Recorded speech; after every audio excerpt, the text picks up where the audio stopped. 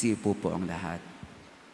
Nababalot ng hiwaga ang pagkakasilang kay Juan Bautista. Unang-una, ang kanyang ina, si Elizabeth, ay kilalang baog at matanda na. Lipas na sa edad ng pagdadalang tao, subalit siya'y naglihi pa rin, nagdalang tao, at yun nga, isinilang niya ang isang anak na lalaki. At ang kanya namang asawang si Zacarias ay matanda na rin. Subalit nung maglihi si Elizabeth, siya naman ay nabingi at napipi. No? At sa buong panahon na hindi siya nakapagsalita, hanggang sa sumapit na nga sa ikalawang araw ng sanggol, at tinanong siya, anong ipapangalan sa sanggol, at isinulat niya, Juan. Doon lamang siyang muling nakapagsalita. No? Siya ay napipi sapagkat ang kanilang anak ang magbibigay sa kanya ng tinig, no? Si Juan Bautista, ang tinig na magpapahayag sa salita. Ang salitang nagkatawang tao, si Jesucristo. Nababalot nga ng hiwaga, kaya ang tanong ng mga tao, magiging ano kaya ang sanggol na ito paglaki? Alam ko, marami dito mga magulang, no? At palagay ko, nung kayo ay nag-anak din, pumasok din sa inyo at sumagi din sa inyong isipan ng tanong, magiging ano kaya ang batang ito paglaki, no? Nagsimula na kayong mangarap para sa kanila, di ba? Magiging ano kaya ang batang ito paglaki. Alam nyo, mga kapatid, tuwing nababasa ang ebanghelyong ito ay naalala ko yung minsang pinagtapat sa akin ng aking ina, ng aking nanay. Pari na ako noon, sabi ng nanay ko sa akin, anak, huwag kang magagalit ha, may pagtatapat ako sa iyo.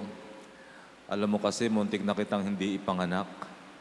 Sapagkat nung matagpuan kong ako'y nagdadalang tao para sa iyo, hindi ko na inaasahan sapagkat hindi na ako regular na dinadatnan.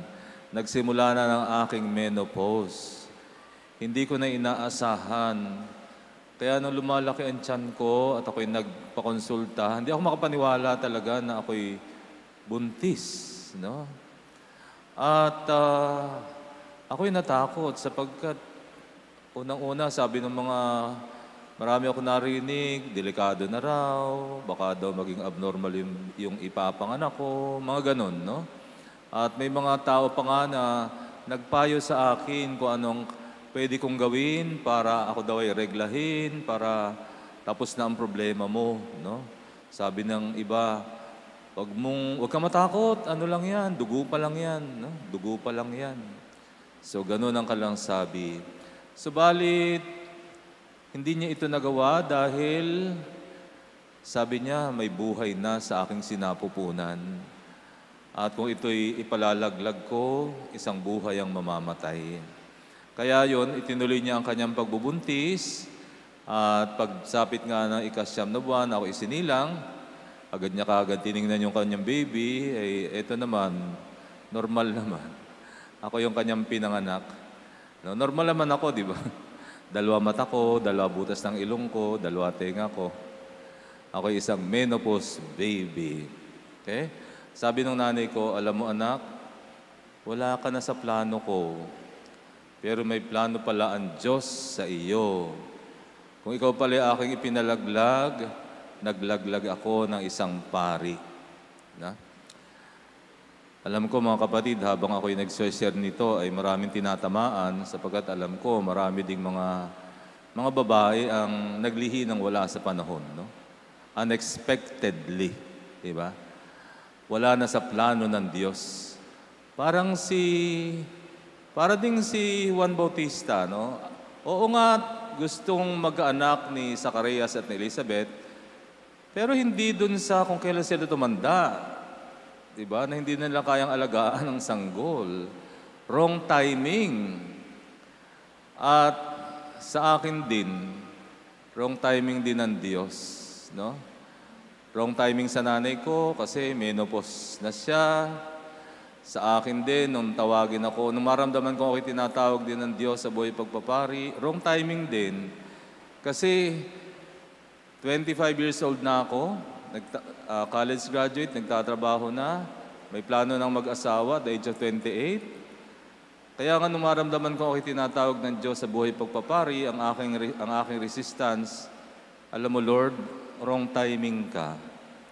Tatawagin mo pala ako sana noon pa. Hindi ngayong may plano na ako sa buhay ko. Ginugulo mo ang buhay ko.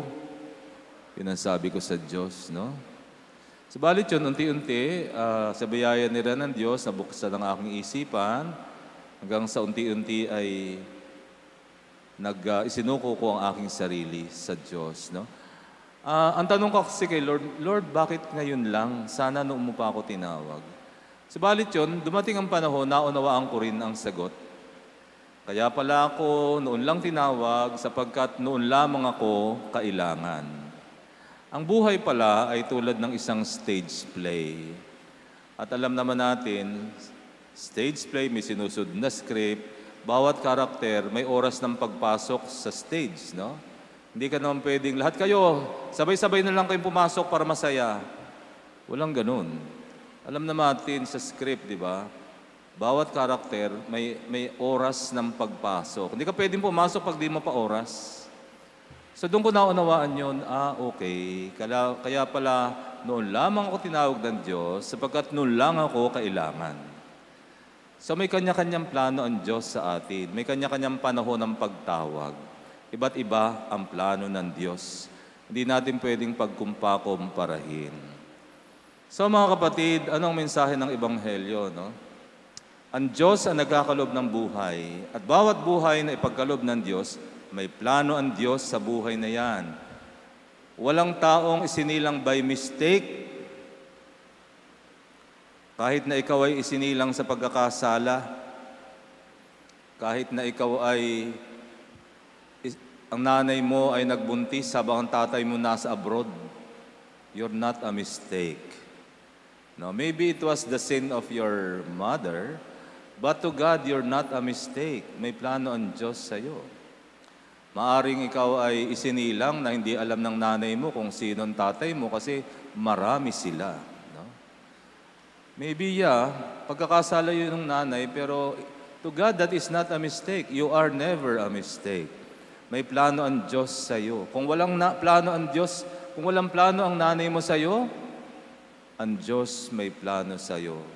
No human person is born by mistake. Lahat yan. May plano ang Diyos sa buhay na yan. At yan ngayon ang challenge sa atin. Ang tuklasin ano ang plano ng Diyos sa atin. Nilikha ng Diyos na hindi naman yan isi-serve ng Diyos sa platter yan. Itong plano ko sa iyo, ganito ang gusto ko mangyari sa buhay mo. Hindi naman ganun eh. Unti-unti. As you grow older, the Lord will gradually open His plan to you. No? Unti-unti. God will gradually reveal His plan for you. Okay? Yun ang ating hahanapin. At kayo bilang mga magulang, ang inyong misyon ay tulungan ang inyong mga anak na matuklasan ano ang plano ng Diyos sa kanila. Isa sa madalas na pagkakamali ng mga magulang, yung bang ginagawa nila ang kanilang mga anak na extension ng kanilang frustration. Halimbawa, hindi ako naging pari, dapat ikaw magpari ka. Hindi ako naging doktor, dapat ikaw maging doktor ka. Yung bang ganun, ginagawang extension ng kanilang mga frustration. Mali yun. Yung plano ng Diyos sa iyo, hindi yan ang plano ng Diyos sa anak mo. Iba yung anak mo, iba ikaw. Huwag natin gawing extension ng frustration natin yung mga anak ninyo. No? May mga kanya-kanyang plano ang Diyos sa atin na dapat nating tuklasin. At hanggat hindi natin natutuklasan ang plano ng Diyos sa atin, para tayong sasakyan lamang na ikot ng ikot, hindi alam kung saan pupunta. Sabi nga ni San Agustin, ang aking puso ay hindi mapapanatag hanggat hindi ito natatagpuan ang aking Panginoon. No? At pag natagpuan mo na ang sarili mo sa Panginoon, doon lamang magkakaroon ng direksyon ng iyong buhay. Kaya nga mga kapatid, hindi naman lahat ay tatawagin sa pagpapari. Hindi rin lahat tinatawag sa pag-aasawa. The reason why there are so many miserable married people is because they married by mistake. You were not made for that. You're not even capable of fidelity. You're not capable of marriage. Only people who are capable of fidelity is called to married life. No? Marami kasi, akala nila lahat ay para sa pag-asawa. No, hindi lahat ay para sa pag-asawa. Kaya ayan, ang dami ay nag-asawa and they are only making the family, this family's life miserable. No? Kasi hindi naman ang plano ng Diyos sa iyo, nag-asawa ka eh. Kaya may mga taong namatay nang hindi nila natuklasan kung anong plano ng Diyos sa kanila. Halimbawa, may mga taong namatay na lasenggo, may mga taong namatay na sugarol. Of course, sasabihin bang plano ng Diyos sa kanila yun? No! That was never the plan of God for them. Hindi nila natuklasan, hindi nila hinanap kung anong plano ng Diyos sa kanila.